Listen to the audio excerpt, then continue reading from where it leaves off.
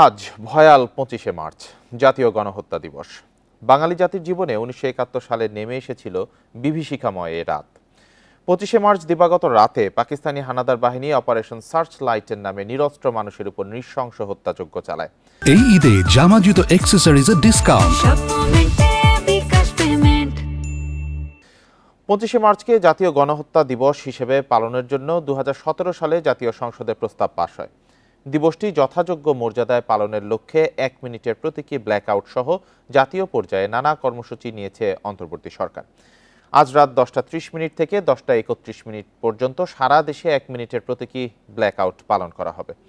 সোমবার মুক্তিযুদ্ধ বিষয়ক মন্ত্রণালয়ের সংবাদ বিজ্ঞপ্তিতে তথ্য জানানো হয়। এতে বলা হয়, গুরুত্বপূর্ণ সরকারি, আধা সরকারি, স্বায়ত্তশাসিত ও বেসরকারি ভবন সহ স্থাপনাগুলোতে কোনো অবস্থাতেই ২৫শে মার্চ রাতে আলোকসজ্জা করা যাবে না।